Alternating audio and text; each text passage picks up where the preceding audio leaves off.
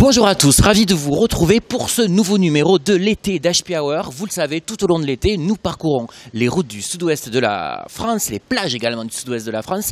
Et puis, ça nous permet de redécouvrir les anciennes émissions d'HP Hour, les anciennes chroniques et même les bêtisiers. Allez, tout de suite, je vous propose qu'on se dirige vers justement le premier best-of, la première rediffusion d'une des chroniques de l'émission. C'est parti. Donc nous allons parler d'un sujet hautement philosophique, c'est-à-dire la gastronomie anglaise. Et ça, c'est toute une histoire. Exactement. Parce qu'elle a une réputation qui la précède. Oui, elle est... Ça dépend des... Oui, voilà. Vous verrez. Moi, j'adore le pudding. Voilà, c'est ça. C'est Le super pudding inintéressant. fait partie de la gastronomie anglaise. Et moi, la gelée... La gelée qui fait Ouais. wobble, wobble, comme ça. Nous en goûtons Comme les pas. fesses de Jennifer Lopez d'ailleurs. Voilà. Ah oui, c'est vrai. J'avais pas pensé, mais Chacun c'est ses vrai. références. Exactement. Alors. Donc par rapport à la gastronomie anglaise, on peut différencier déjà le sucré et le salé. Donc dans le salé, vous devez peut-être connaître le roast beef. Ouais. Voilà. Qu'on appelle roast beef en... En français. Voilà, que nous avons emprunté aux Anglais. Et qui est toujours servi avec des pommes de terre, parce que les Anglais sont mangeurs Fans de pommes de terre, friands de pommes de terre, et avec aussi... Que l'on dit pommes de terre. Potatoes. Et souvent, il y a d'autres petits légumes qui sont servis à côté. Donc il y a ça qui est dans la partie salée. Vous avez aussi la dinde, que vous mangez à Noël, dont vous aviez parlé quand j'étais partie en Angleterre, à la période de Noël. Et avec quel talent. Exactement, voilà. Avec une magnifique carotte. Oui, c'est ça, on s'en rappelle. Ouais. Et justement, en parlant de carottes, ça me fait penser aux Oui. petits pois, qui sont des petits pois particuliers, je sais pas si... C'est ça, ils n'ont pas tout à fait la même couleur que par chez nous. Non, Ils ni sont le un même peu goût. plus gros. Ils sont un peu plus gros. Ouais. Et ils sont d'un vert pas fluo mais presque. Presque, quoi. d'accord. Donc la couleur est vraiment particulière. Ok. Pourquoi c'est une variété différente ou c'est la façon de faire? Je n'en sais franchement rien. D'accord, Parce que ok. même quand ils sont crus, ils sont Ouais. pas tout à fait comme les nôtres. Donc Ok. à mon avis, ça Ils doit sont être une chez nous, variété voilà, une différente. variété Ouais. différente des Ok. nôtres. Quoi. Donc voilà, il y a la dinde.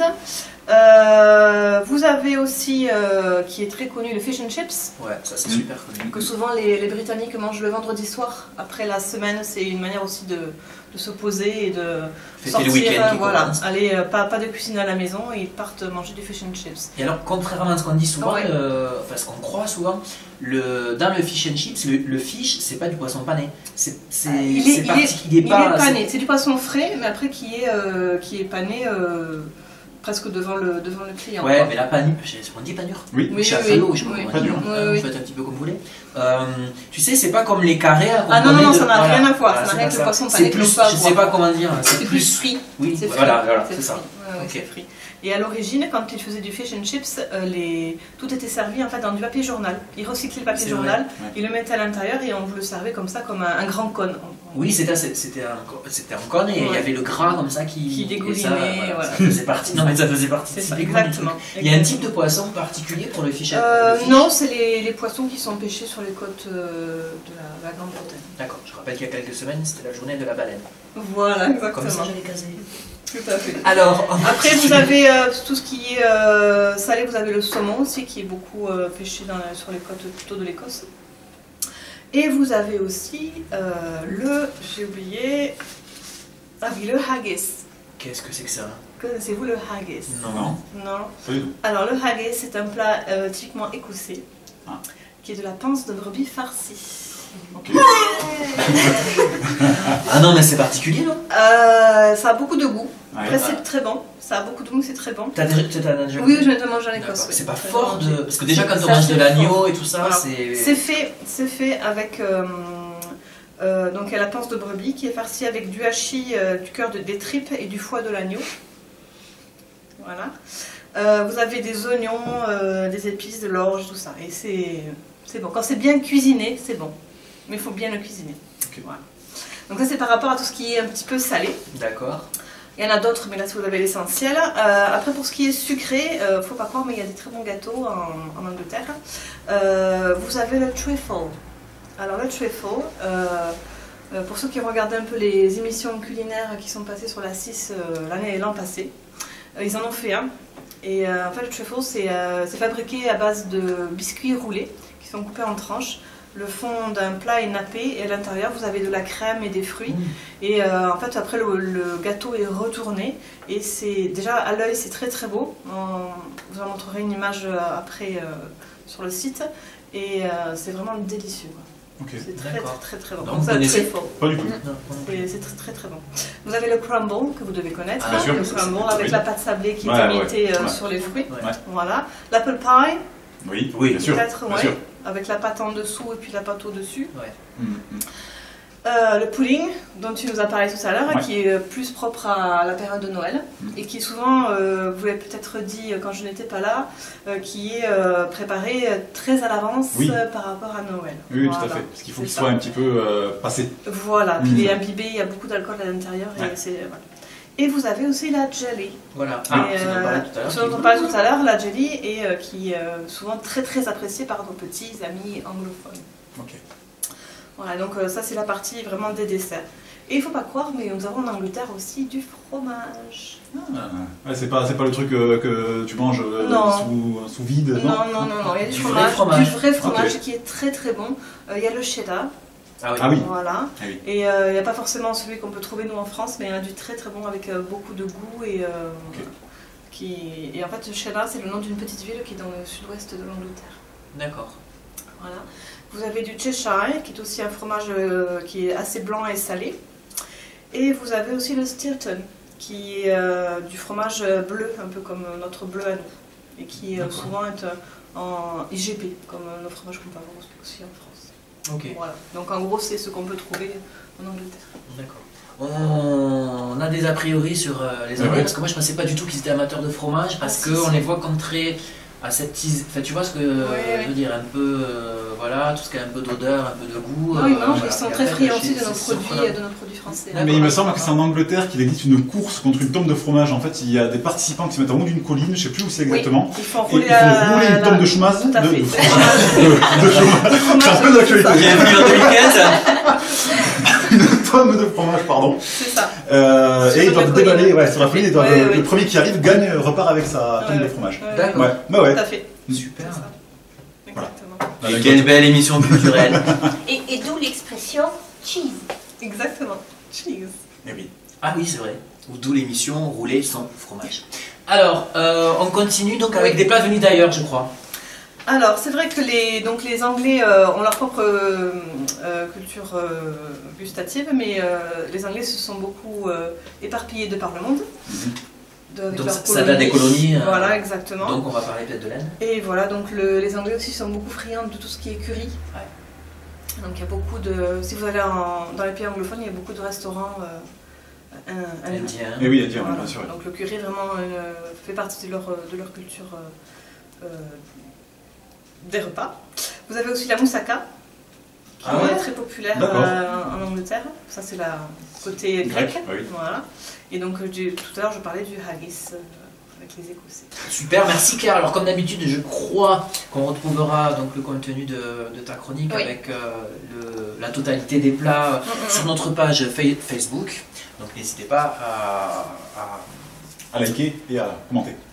Et à partager. Allez, on continue ensemble cette émission. Nous parcourons les routes du sud-ouest de la France et aujourd'hui nous nous retrouvons dans la ville rose, j'ai nommé Toulouse. Allez, tout de suite, on part à la découverte d'une nouvelle chronique, une nouvelle rediffusion d'une chronique que vous aviez pu découvrir dans HP Hour. C'était cette année, c'était avec un de nos chroniqueurs et c'était vraiment un moment formidable.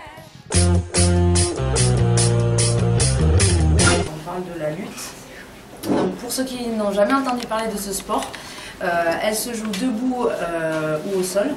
Donc les deux combattants ont des juste au corps. C'est ce que j'avais dit. C'est ça, tout à cette image-là. C'est ça. Et donc les deux combattants ont pour but d'immobiliser l'adversaire pendant moins de 2 secondes sur le dos. D'accord. En fait, voilà.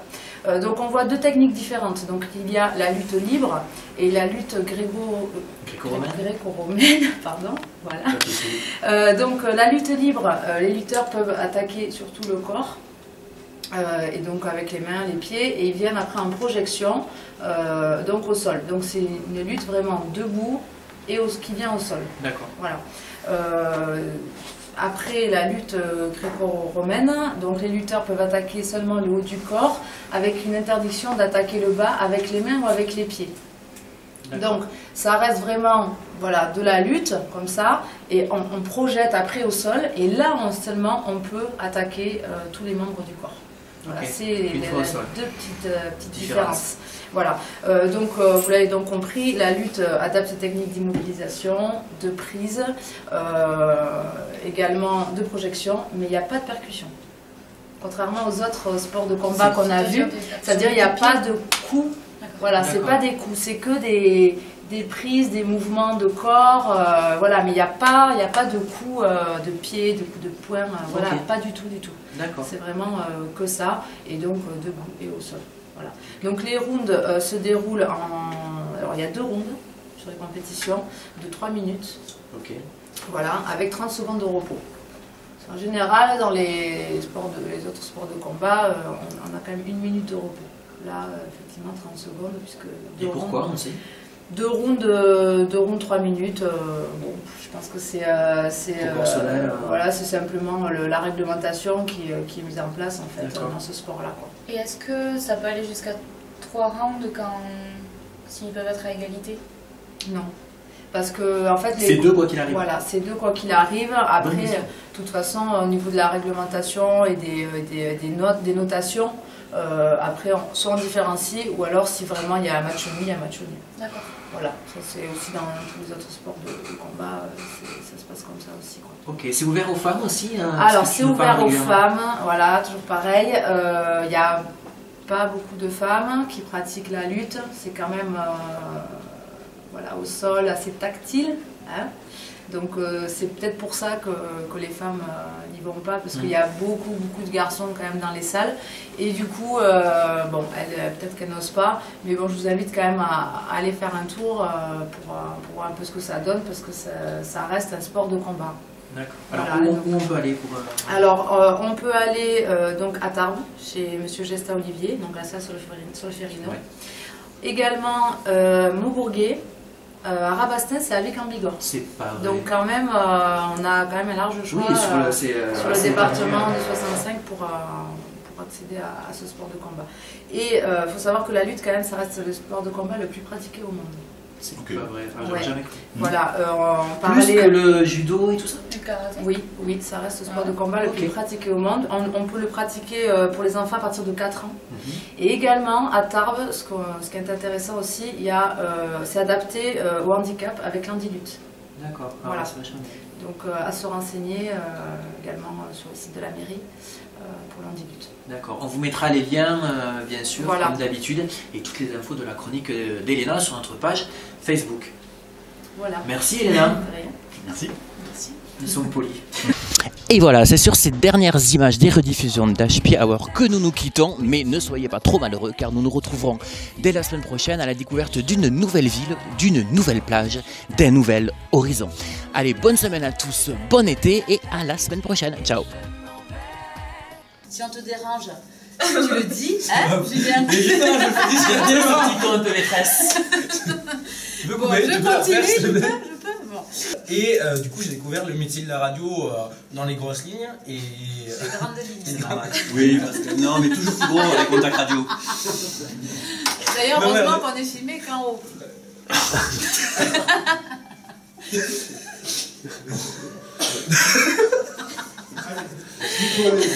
Oh, ça c'était énorme, si je puis dire. Oui. Je sais pas, ça on ne sait pas. Allez, on y va. Alors, oh putain, le bêtisier, ça m'a... Bon, là, alors, chut, alors j'ai commencé... J'ai découvert... Donc j'ai découvert... Tu pleures. C'est la première invitée qui pleure. Oh putain, je suis ému.